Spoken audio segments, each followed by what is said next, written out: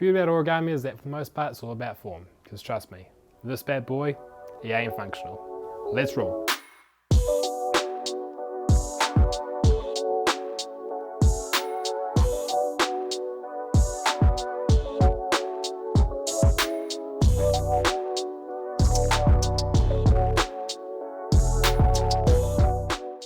So before we start, I would like to emphasize the point that using 80 GSM paper or below is an absolute must in this project.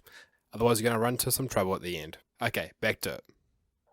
Alright guys, so first we're going to divide the project diagonally both ways. That's one and that's two.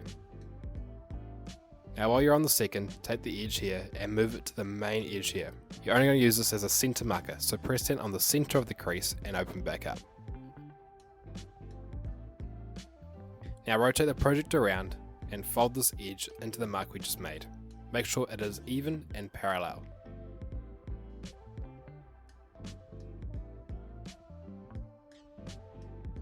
Now unfold everything and inverse this fold here real quick so they're all facing the same way.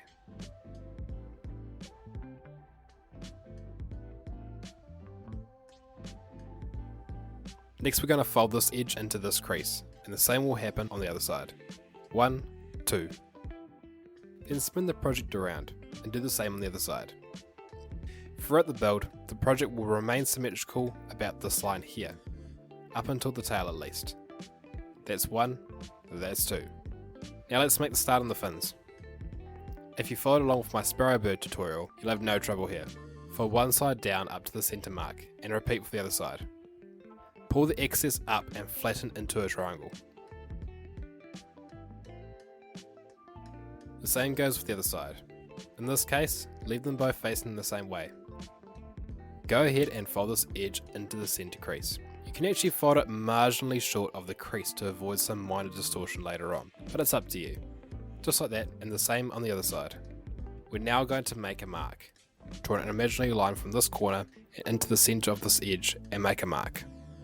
If you want, you can just make the mark with your nail, but in order to see more easily, I've used a pen.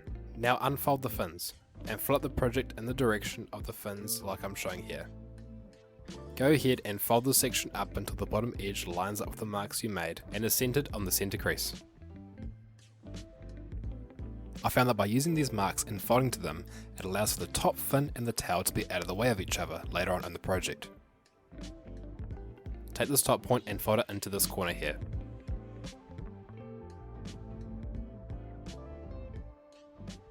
Make a fold past the halfway mark once it's in parallel position. And repeat for the other side. These folds are going to form the top fin of the shark. They basically allow the point to stick out after we fold the project in half later on. And by only creasing the paper past the halfway point, we avoid additional creases on the fin. It is purely cosmetic. Flip the project over and we're now going to fold the bottom fins into their final position. Fold and tuck, like I'm showing here. Flip the project over again and we're going to fold this edge into this edge here. This fold acts to narrow down the body of the shark, giving it a sleeker form. And the same goes with the other side. Now let's give this bad boy some dimension. Make sure the top fin is shaped up like this and fold the shark in half downwards. Ensure to completely flatten the top fin, otherwise it will get in our way on the next step. You're welcome to roll the tip of the fin if it isn't perfectly sharp. Once it's sitting happy like that, go ahead and fold these creases up. Be careful not to crush the bottom fins, which you've worked so hard to get right. They need to be untucked carefully.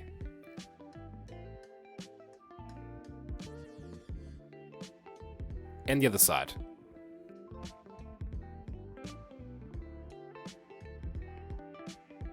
Now we're going to fold the nose of the shark.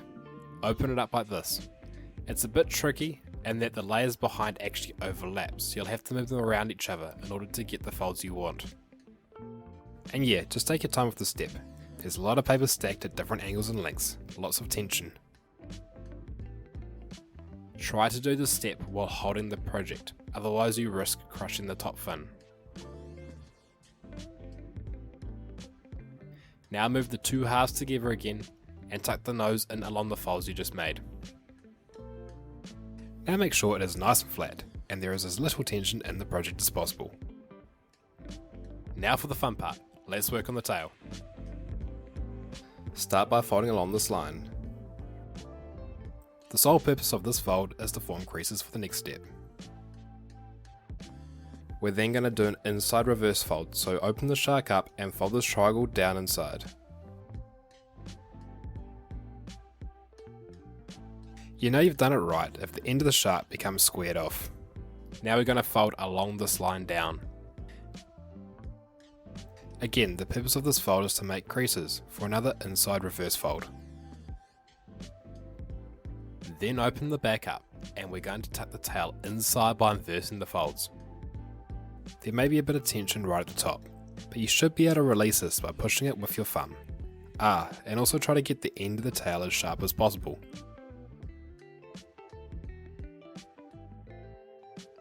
Then fold the excess up and we're going to do the same again.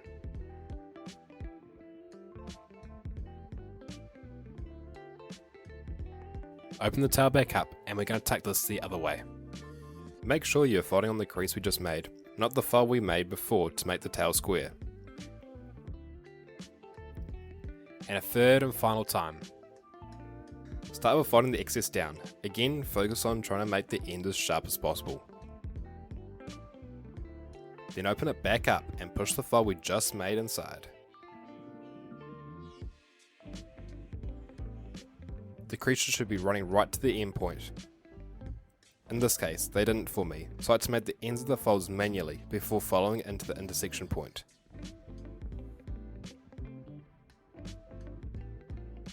Nice, just like that. We're now going to fold the entire tail. Make a mark where the fold ends here. And make another mark right where the inside reverse fold ends. Now go ahead and fold along in between the 2 points. Just take your time with this one. There is a lot of paper stacked and this is a pretty critical fold. We're now going to make a mountain fold out of the 2 layers closest to us along the fold we just made. Put a finger behind and pinch upwards the whole way along.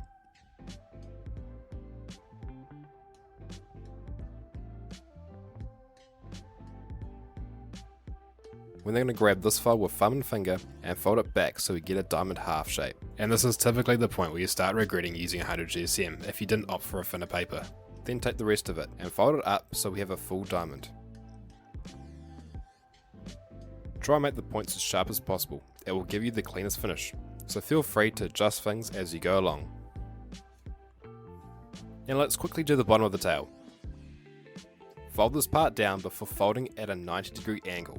And this is probably going to be a good time to quickly ask if you could swipe down and give the thumbs up a nudge if you feel like you've gotten value out of this, and gently tap the subscribe button to witness the channel grow. And let's finish off by closing up the tail. Fold the diamond in half like this. Feel free to adjust and roll the folds to your liking. And there you go, ladies and gentlemen, a super awesome shark. Maybe a little bit trickier than usual, but still packed with good folds to learn as a beginner. Also, low key, I rate the grey paper. Probably my fave so far. And on that note, let's swim our way into a montage.